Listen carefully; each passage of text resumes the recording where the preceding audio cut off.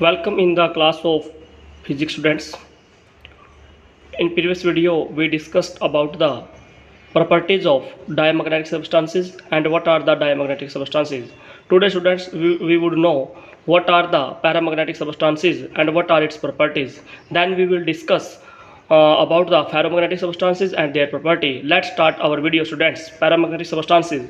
Students, as I told you, every atom act as a tiny magnet या bar magnet and every magnet having a particular dipole magnet dipole moment. Okay, तो मैंने आपको बताया कि हर कोई भी अगर एटम की बात करें, every atom behave a tiny magnet. one face is act as south pole, another face act as north pole. And in an atom there are electrons revolve in circular path, and electron when cover the circular path it form a current loop, and current loop behave like a magnet. Okay, और every magnet having a particular dipole moment. तो बेटा हर atom का अपना एक dipole moment होता है, तो ये बात आपने याद रखनी है. तो पैरामैग्नेटिक सबस्टेंसेस के बारे में बात करते हैं. पैरामैग्नेटिक सबस्टेंसेस में क्या होगा बेटा, ईच एटम या molecule, each atom has some net magnetic moment. Each atom has some net magnetic moment.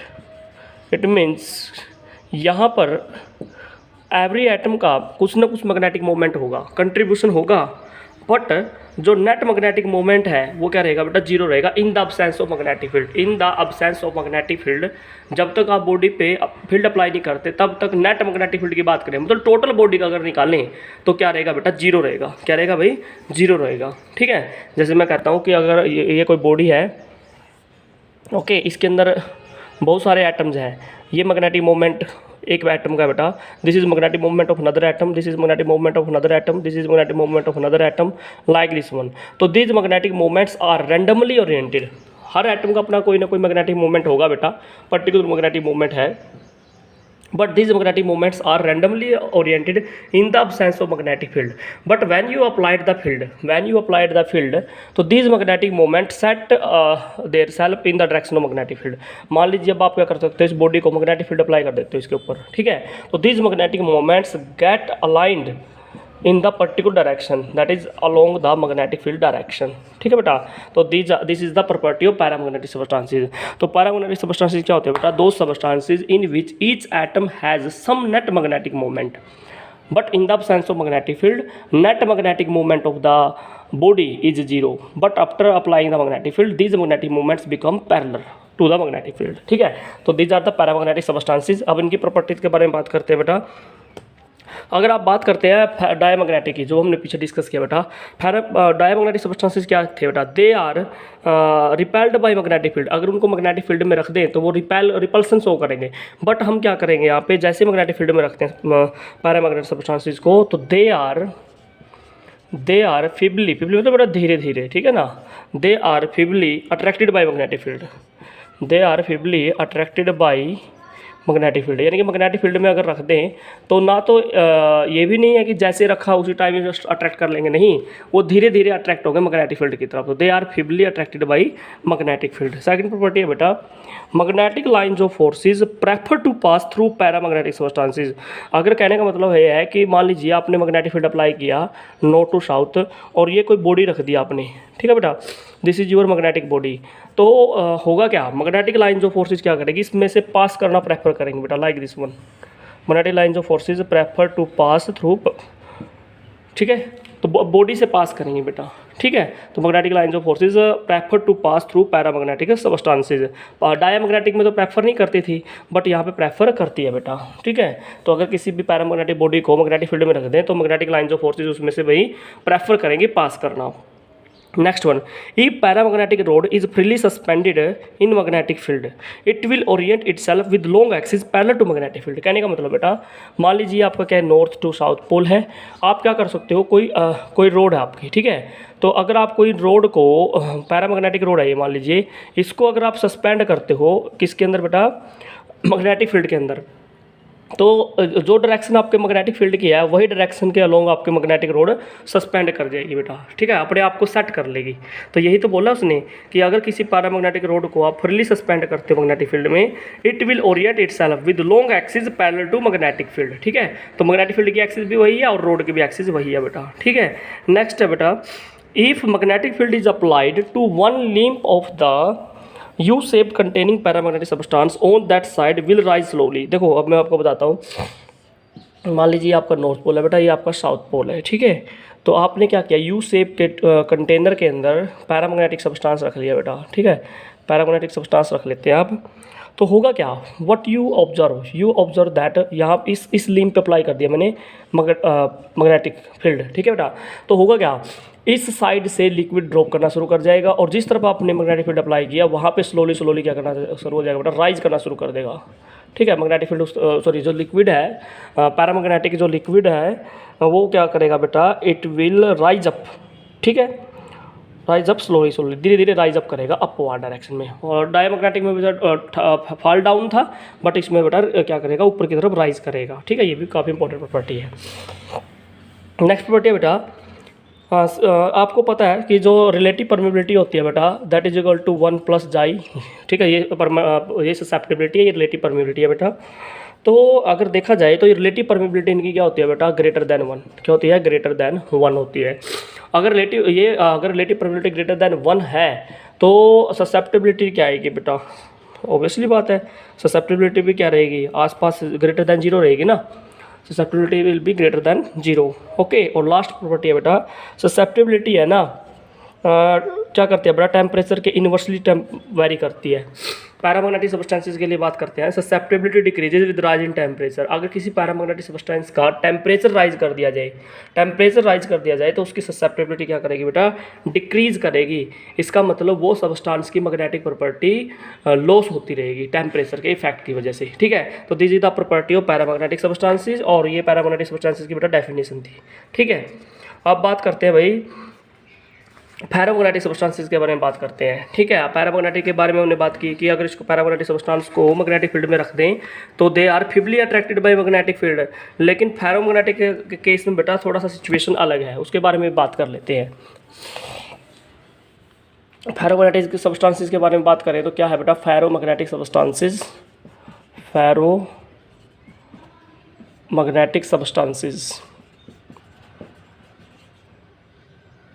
देखिए क्या कहता है फेरोमैग्नेटिक सब्सटेंसेस के बारे में बेटा, a substance each atom of which has some magnetic moment is called ferromagnetic substances. तो बेटा इसके अंदर भी क्या होगा, ईच एटम हैज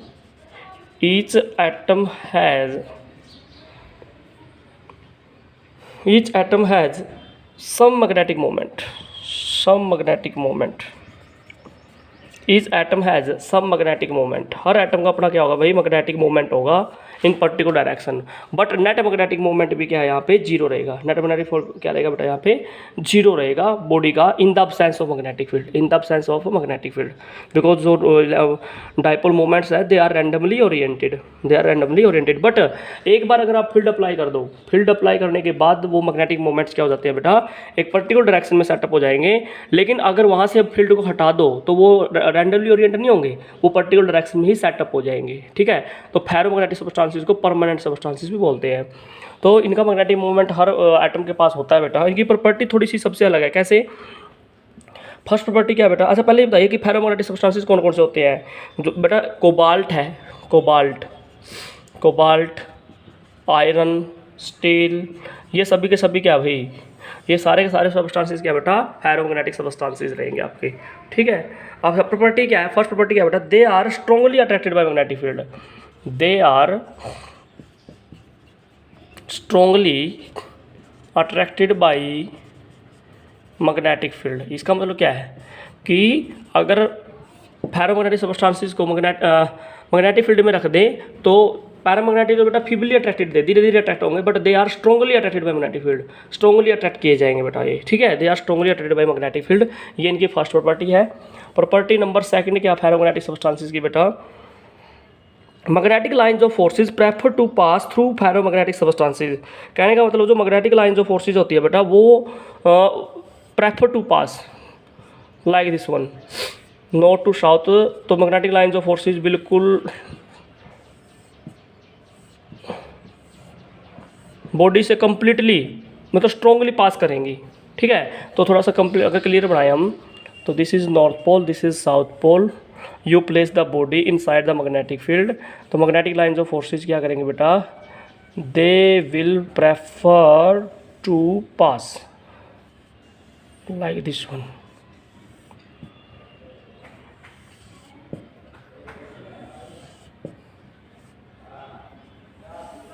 तो बॉडी में से पास करेंगे बेटा स्ट्रॉन्गली, ठीक है। तो स्ट्रॉन्गली पास करेंगे, ये बात आपने याद रखना है। तो magnetic lines of forces prefer to pass through ferromagnetic substance strongly, okay. और नेक्स्ट पॉइंट बेटा, if ferromagnetic rod is freely suspended in magnetic field it will orient itself quickly with its long axis parallel to magnetic field. कहने का मतलब क्या बेटा, अगर किसी ferromagnetic rod को आप क्या करो बेटा, मैग्नेटिक फील्ड में सस्पेंड कर दो, तो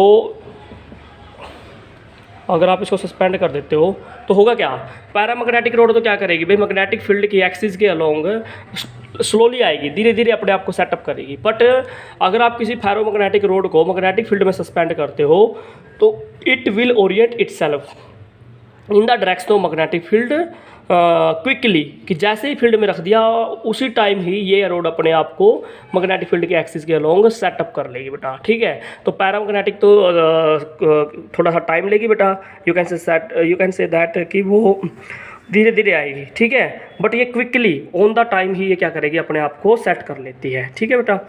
तो सिमिलरली अगर हम लिक्विड की बात करें, तो अगर हम यू शेप्ड कंटेनर ट्यूब में अगर लिक्विड डालते हैं तो लिक्विड किस तरफ मूव करेगा भाई, ऊपर की तरफ मूव करता है, क्विकली एकदम ऊपर की तरफ राइज करेगा, ठीक है। तो फेरोमैग्नेटिक लिक्विड को अगर यू शेप की ट्यूब के अंदर डाल दें तो जो लिक्विड है वो ऊपर की तरफ राइज करता है जिस साइड आप मैग्नेटिक फील्ड अप्लाई करते हो। Let's say this is you shape containing tube और यहाँ पे आपने नॉर्थ और साउथ पोल अप्लाई किया, तो ये इधर लिक्विड राइज करेगा ऊपर की तरफ और यहाँ से डाउन चला जाएगा, ठीक है बेटा। तो यहाँ पे राइज करेगा बट क्विकली, क्या करेगा, क्विकली बेटा, ठीक है। तो these are the properties of ferromagnetic substances बेटा, ठीक है। तो अब उसके बाद बात करते हैं बेटा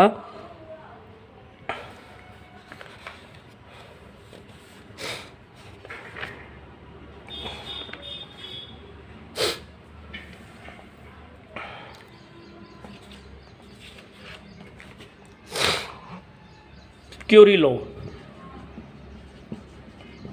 क्यूरी लॉ के बारे में बात कर लेते हैं बेटा, वेरी मोस्ट इंपॉर्टेंट क्वेश्चन, कई बार एग्जाम में आता है क्यूरी लॉ।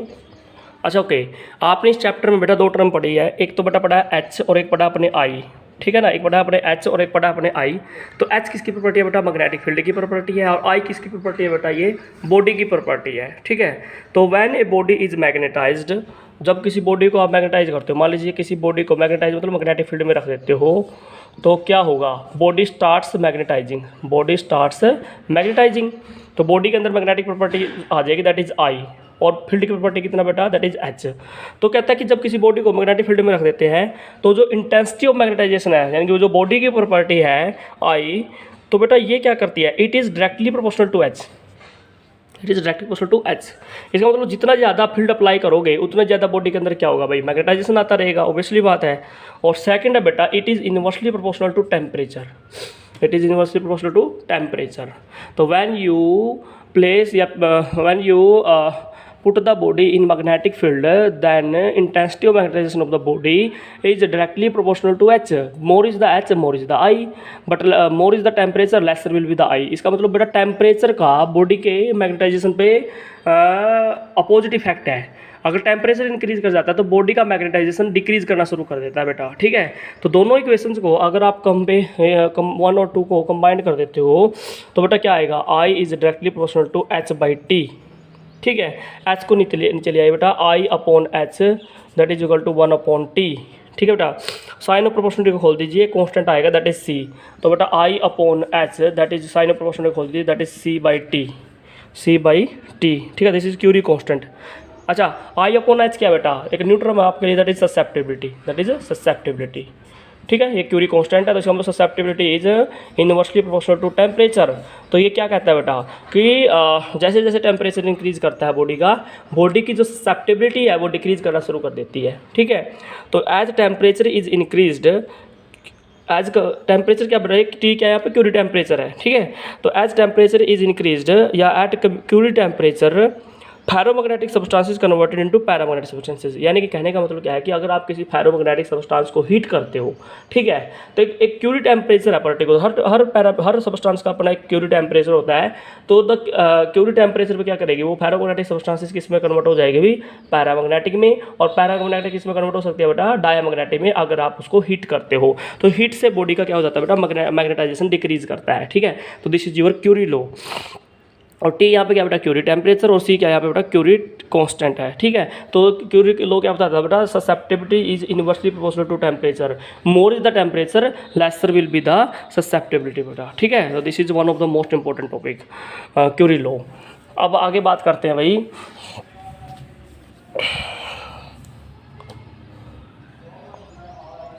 नेक्स्ट टॉपिक है बेटा हिस्टैरिसीस कर्व। क्या है बेटा, हिस्टैरिसीस कर्व। हिस्टैरिसीस करो, वो कहता है कि अगर आप क्या करो, आपने क्या किया बेटा, एक तो एच सप्लाई किया है, बॉडी के अंदर क्या है, मैग्नेटाइजेशन आया है, एच वर्सेस आई का अगर ग्राफ प्लॉट करते हो तो उस ग्राफिकल रिलेशन को क्या बोलता है बेटा, हिस्टैरिसीस कर्व बोलता है वो। तो लीजिए मैंने क्या किया बेटा, यहाँ पे ये मान लीजिए मेरा ओ पॉइंट है, ये मेरा एक्स एक्सिस है, ये मेरी वाई एक्सिस है बेटा, ठीक है। तो मैं क्या करता हूँ, अगर मैं एच अप्लाई करता हूँ अलोंग द एक्स एक्सिस, तो बॉडी के अंदर मैग्नेटाइजेशन होएगा वाई एक्सिस के अलोंग। तो बॉडी की मैग्नेटाइजेशन दिखा रहा हूँ बेटा मैं, लाइक दिस वन। तो बॉडी के एक कर्व ड्रा करेंगे हम बॉडी के लिए बेटा, उस कर्व का नाम ही क्या है, हिस्टैरिसीस कर्व है बेटा, ठीक है। तो होगा क्या, लाइक दिस वन।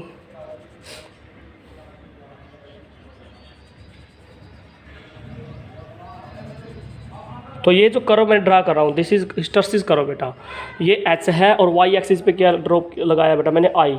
तो बॉडी की प्रॉपर्टी को तो वाई एक्सिस पे दिखाया है और फील्ड की प्रॉपर्टी को एच पे दिखाया है बेटा, ठीक है। ये पॉइंट्स लिख लेते हैं, ओ ए बी, ठीक है बेटा, C, this is point D, this is point E, this is point F, this is point, let's say this is point G, ये सभी, ठीक है। तो बेटा एक ऐसी कर्व जो कि इसके बारे में बताती है, एच वर्सेस आई का रिलेशन बताती है, तो उसको बताते बेटा हिस्टैरिसीस कर्व। तो हिस्टैरिसीस कर्व गया, it is graphical relation between H and I, that is called hysteresis curve बेटा, ठीक है। तो बेटा है क्या, हमने क्या किया, एच को किसके अलोंग दिखाया, एक्स एक्सिस के अलोंग, और बॉडी की प्रॉपर्टी को वाई एक्सिस के अलोंग दिखाया है। तो जब आप क्या करते हो, जब आप फील्ड अप्लाई करते हो, कैसे, जब आप ओ से क्या अप्लाई करते हो बेटा, जी तक फील्ड अप्लाई करते हो, ठीक है। तो बॉडी के अंदर मैग्नेटाइजेशन इस तरफ ऐसे ऐसे ओ टू ए जाएगा, ठीक है। तो as you applied the magnetic field along O to G, तो फील्ड बॉडी के अंदर कैसे आई की वैल्यू कैसे वेरी करेगी, ओ टू ए वेरी करेगी। बट जैसे ही आप वापस आते हो, देखो पहले आप ओ से कहाँ चले बेटा, जी, जब, और आपकी जो बॉडी के अंदर मैग्नेटाइजेशन हो कैसे वेरी करते हैं बेटा, ओ टू ए, यहाँ तक मैक्स। इस पॉइंट पर देखिए जी की यहाँ पे है ना, एच की वैल्यू मैक्सिमम है बेटा, और यहाँ पे आई की वैल्यू मैक्सिमम है, ठीक है। बट जब आप बॉडी का, अब तो बॉडी के अंदर आपने फील्ड अप्लाई किया है, बट अगर आप फील्ड को डिक्रीज करो, ये इस तरफ तो आपने इंक्रीज किया, आप वापस चलो जाओ बॉडी के अंदर, बॉडी को डीमैग्नेटाइज करो, मतलब एच की वैल्यू डिक्रीज करो। जब एच को आप वापस लेके आते हो, तो यहाँ पे आते ही आई कैसे वारी करता है बेटा, आई ऐसे वारी करता है, like this one, A to B. तो बेटा यहाँ पे देखो, ओ पॉइंट पे देखो बेटा, ओ पॉइंट पे आपने एच को क्या कर दिया, जीरो। तो व्हेन अप्लाई एच को आपने क्या कर दिया बेटा, ओ पॉइंट पे जीरो कर दिया, बट बॉडी के अंदर जो आई की वैल्यू है कुछ रह जाती है, ओ टू बी। इसका मतलब when H is zero, I is left in body के अंदर कुछ ना कुछ मैग्नेटाइजेशन रह जाता है। इसका मतलब बॉडी के ऊपर एक बार आपने फील्ड अप्लाई करने के बाद जैसे ही फील्ड को आप जीरो कर देते हो, तो बॉडी के अंदर जो आई है वो जीरो नहीं होती, बॉडी के अंदर कुछ मैग्नेटाइजेशन की प्रॉपर्टी रह जाती है, मैग्नेटिक फील्ड रह जाता है बॉडी के अंदर।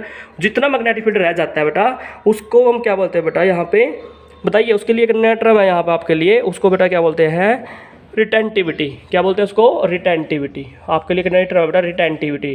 तो रिटेंटिविटी का मतलब क्या है, some magnetization left in the body के अंदर कुछ मैग्नेटाइजेशन लेफ्ट कर जाता है, when applied field is zero, that is called retentivity. तो देखो बेटा, ओ से लेके बी तक क्या आपकी रिटेंटिविटी है बेटा, नोट करना, और रिटेंटिविटी है। अब बताइए, अब फील्ड को आप यहाँ से अप्लाई करो, फील्ड को आप नेगेटिव में ले जाओ, ओ टू सी, अब नेगेटिव फील्ड लगा रहे हो आप, नेगेटिव फील्ड लगाई आपने ओ टू सी, तो ये जो आई वाली वैल्यू है देखो, यहाँ से आते हुए यहाँ पे आके जीरो हो गई। इसका मतलब क्या है, आई को जीरो करने के लिए आपको नेगेटिव में कितना फील्ड अप्लाई करना पड़ रहा है, दैट इज कॉल्ड बेटा उसको क्या बोलते हैं बेटा, रेजिडुअल मैग्नेटिज्म। उसको कोरेसिटिविटी बोलते हैं बेटा। क्या बोलते हैं उसको? कोरेसिटिविटी। नोट कर लेना एक नई टर्म आपके लिए, कोरेसिटिविटी। ठीक है बेटा, कोरेसिटिविटी। ठीक है, कोरेसिटिविटी। तो ये दो टर्म है, इसमें काफ़ी इंपॉर्टेंट है। इसका मतलब क्या आप लिखोगे, to make the applied, to make the I zero. देखो आई यहाँ पे मैक्सिमम था, बच गया था ना बॉडी के अंदर, बॉडी के अंदर कुछ आई बच गया था, बट आप आई को जीरो करना चाहते हो। लीजिए इस पॉइंट पर आके आई क्या हो गया बेटा, जीरो हो गया। सी पॉइंट पर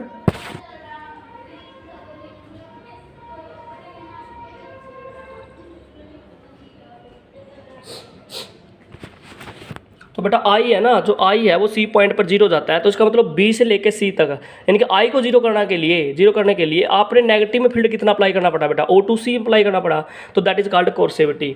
तो यहाँ पे अब दो इस तरह से आप जैसे अब वंस अगेन अब क्या करोगे, आप वापस C2O जाओगे तो आपकी जो कर्व है वो कैसे वेरी करेगा बेटा, सी से डी वेरी करेगी, फिर आप ओ से एफ जाओगे। तो इस तरह से आपकी कर्व वेरी करती रहेगी। बार बार आपका बॉडी का क्या हो जाता रहेगा बेटा, मैग्नेटाइजेशन डीमैग्नेटाइजेशन, मैग्नेटाइजेशन डीमैग्नेटाइजेशन। इस तरह से आपका ये कर्व रिप्रेजेंट करेगी। तो इसका मतलब एक curve between H and I, that is called hysteresis curve. और यहाँ पे अभी दो प्रॉपर्टी पढ़ी है बेटा हमने। एक प्रॉपर्टी बेटा कोरेसिटिविटी की बात करी है, और एक हमने बेटा किसकी बात करी है, रिटेंटिविटी की बात करी है। तो रिटेंटिविटी तो बिल्कुल क्लियर है कि जब आपका एच जीरो हो, अप्लाइड फील्ड जीरो हो जाए, तो बॉडी के अंदर कुछ मैग्नेटिक प्रॉपर्टी बच जाती है, दैट इज OB, उसे बोलते हैं रिटेंटिविटी। और बेटा इस आई को जीरो करने के लिए नेगेटिव में आपको कितना फील्ड अप्लाई करना पड़ रहा है, दैट इज कॉल्ड कोरेसिटिविटी। तो ये दो टर्म आपने याद रखनी है बेटा, काफ़ी इंपॉर्टेंट है। ठीक है बेटा, तो this is your hysteresis curve, काफ़ी इंपॉर्टेंट था टॉपिक बेटा आपका। अच्छा अब बात करते हैं on the basis of hysteresis curve. आपने क्या करना है भाई, कंपैरिजन करना है steel versus iron. Steel versus iron की बात करते हैं। तो स्टील के लिए थोड़ी कर्व बड़ी आती है बेटा, लाइक दिस वन। ये आपकी स्टील की कर्व है मान लीजिए। ठीक है बेटा, ये आपकी स्टील की कर्व है, hysteresis curve H versus I. और आयरन के लिए अगर हम ड्रा करते हैं तो आयरन के केस में आपकी कर्व ऐसे आएगी बेटा, लाइक दिस वन। तो ये हो जाएगी आपकी बेटा आयरन की curve. This is your for iron. तो ये आयरन की कर्व है बेटा, और ये आपकी स्टील की कर्व है। ठीक है बेटा, तो ये दो कर्व आपने ड्रा कर दी दोनों मटेरियल के लिए, एक स्टील के लिए बेटा, एक आपने आयरन के लिए। अच्छा रिटेंटिविटी किसकी ज़्यादा है बताओ, रिटेंटिविटी किसकी ज़्यादा है बेटा। देखो आयरन के केस में सबसे मैक्सिमम है ना मैग्नेटाइजेशन। अगर H जीरो कर दें तो किसके अंदर रिटेंटिविटी ज़्यादा है बेटा, आयरन के केस में रिटेंटिविटी ज़्यादा है। तो इसका मतलब आयरन की हिस्टैरिसीस लॉस के बारे में बात करें तो बेटा आयरन के केस में क्या होगा, रिटेंटिविटी ज़्यादा होगी as compare to steel. But negative में फील्ड देखो किसका ज़्यादा है, ये देखो ये सेंटर आपका, ये देखो ये स्टील का है।